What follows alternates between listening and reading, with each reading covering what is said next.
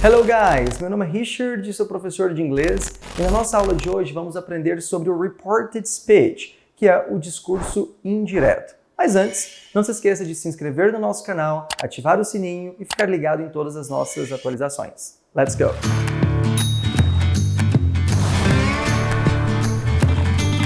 Para relatar o que foi dito por alguém, podemos usar duas formas. O que vamos ter como direct speech, que é o discurso direto, ou reported speech, ou também conhecido como indirect speech, que é o discurso indireto. Se nós optarmos pelo discurso direto, o direct speech, então nós relataremos exatamente como foi dito. Se nós optarmos pelo reported speech, pelo discurso indireto, então nós utilizaremos as nossas próprias palavras, relataremos com as nossas próprias palavras o que foi dito. Para entendermos melhor como funciona essa ideia do discurso, se ele é direto, se ele é indireto, como vai ser relatado, vamos perceber aqui duas frases para conhecermos como o relato é feito, usando um discurso e outro discurso. Vamos ver? Primeira frase temos assim, veja, Bob said, I love Mary. Então aqui nós temos o seguinte, que o Bob disse, eu amo a Mary. Então temos uma frase que se encontra no direct speech, no discurso direto.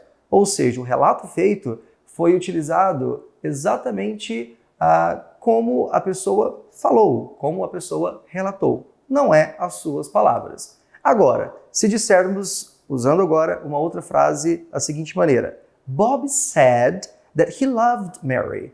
Agora temos o seguinte, que o Bob disse que ele amava a Mary. Aqui temos uma frase que se encontra no reported speech, que se encontra no discurso indireto, exatamente porque nós não estamos usando exatamente as palavras da pessoa que disse, estamos usando as nossas próprias palavras. Portanto, aqui temos um discurso indireto. Como o direct speech relata exatamente como foi dito, então é necessário colocarmos as quotation marks, que são as aspas, para então mostrar que aquela fala não pertence a você, pertence a uma outra pessoa.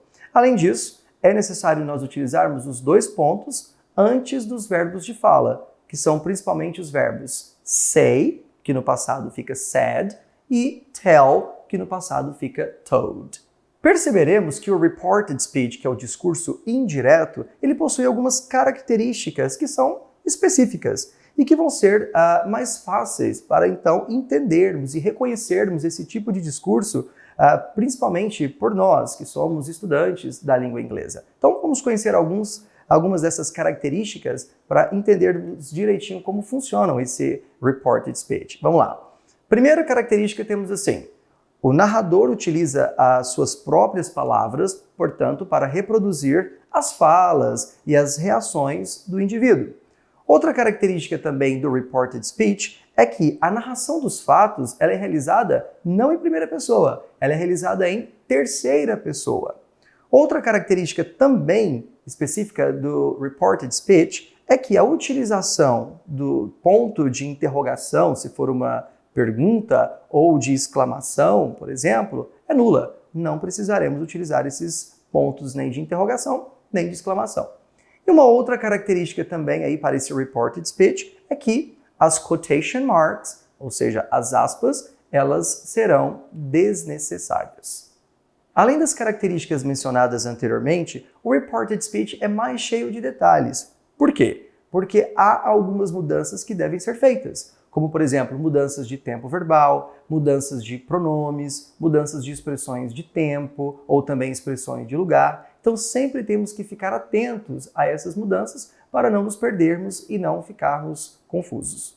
E falando dessas mudanças que precisam ser feitas em relação ao reported speech, vamos começar falando sobre as mudanças de tempo verbal. O que nós perceberemos? Que no reported speech, geralmente, essa mudança de tempo verbal ela vai ocorrer do presente, ou seja, from the present to the past, ou seja, do presente para o passado. Vamos ver então um esquema para entendermos melhor um pouquinho sobre como essa mudança de tempo ocorre?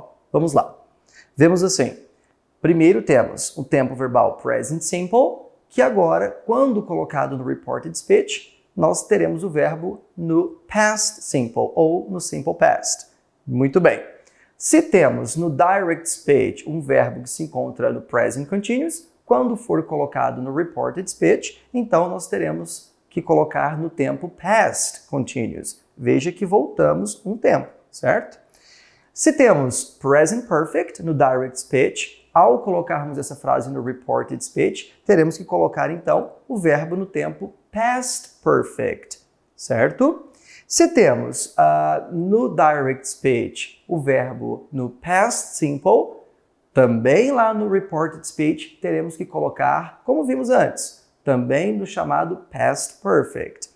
Se o verbo no direct speech se encontra no will, ou seja, no futuro, ao colocarmos no reported speech, o verbo será colocado com o auxiliar would, que seria aquele que faz a terminação ria, que corresponde à terminação ria em português, ok? E por último, se temos aquela estrutura no direct speech como am, is, are, going to, quando eu colocar então essa frase no reported speech, o meu verbo vai ter que aparecer como was ou were going to.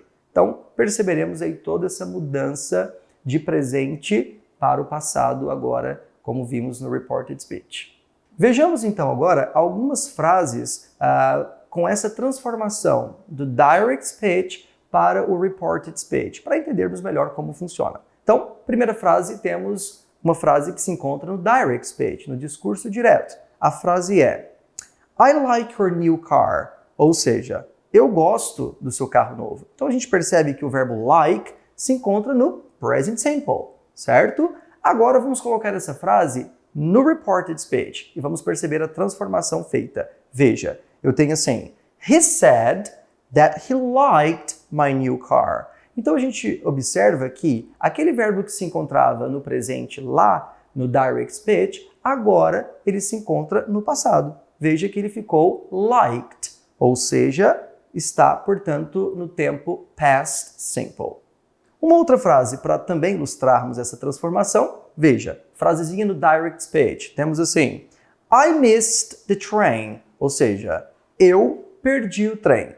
Veja então que o verbo missed se encontra no past simple, ok? Agora, transformando para o reported speech, nós teremos he said that he had missed the train, ou seja, agora nós transformamos de past simple para este outro tempo verbal, que é o past perfect, ou seja, had missed, tinha perdido. Então é como temos agora essa transformação no reported speech. A partir dos exemplos que acabamos de ver, podemos notar então que algumas palavras elas se alteram com o discurso indireto, com esse reported speech. Ou seja, então, desse modo, é necessário mudar não só o tempo verbal, mas também mudar as expressões de tempo e também as expressões de lugar.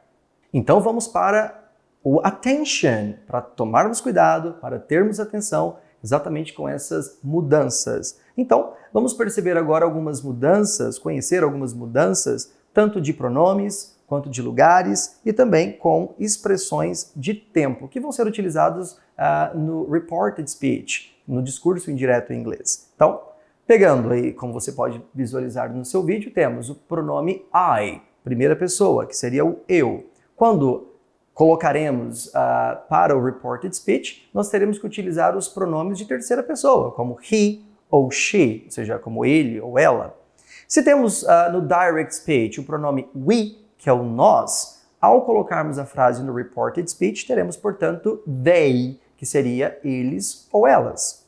Se no direct speech tivermos o object pronoun me, de primeira pessoa, que seria a ideia do me, então, no reported speech, eu vou ter que colocar o him ou her, que seria a ideia do ele ou ela, mas enquanto objeto, correto?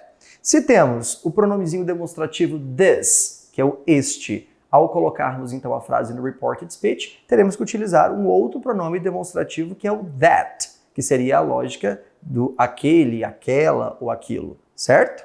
Se tenho o pronome demonstrativo these, que seria o de plural, estes ou estas, quando colocarmos no reported speech, teremos que utilizar o outro pronome demonstrativo de plural para coisas distantes, como que vai ser o those, que é o que nós vamos entender como sendo a lógica do aqueles, aquelas, certo?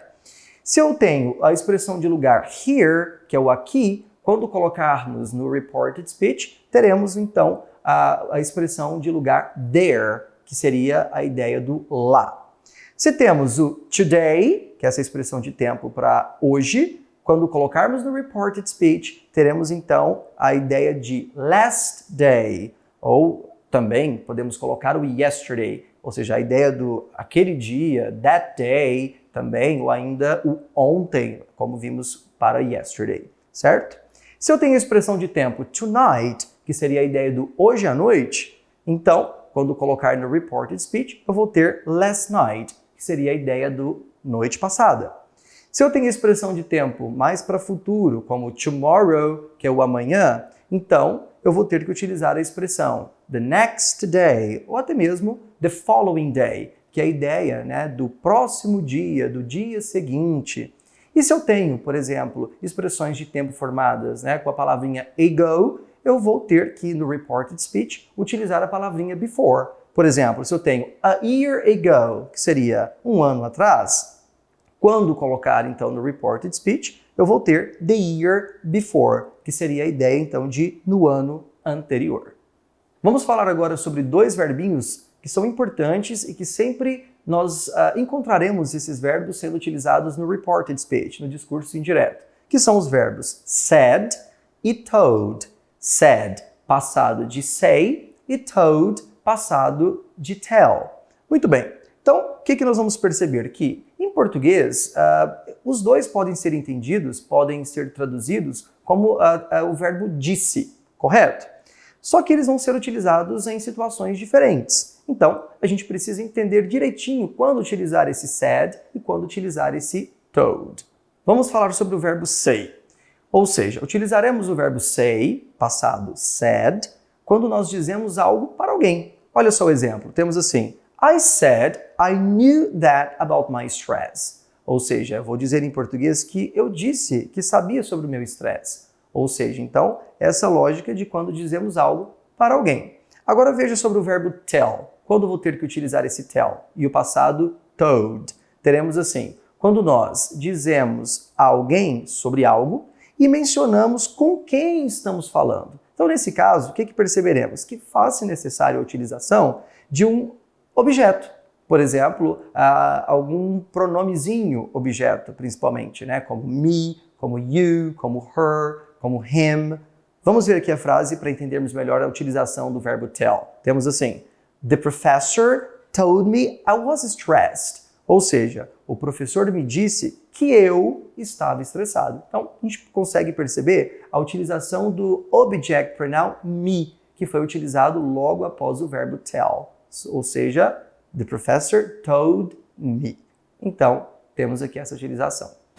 Então essa foi a nossa aula de hoje. Se você gostou, deixa seu like aqui, acesse os links na descrição do vídeo, nos siga nas redes sociais e nos encontramos na próxima aula. Bye bye for you!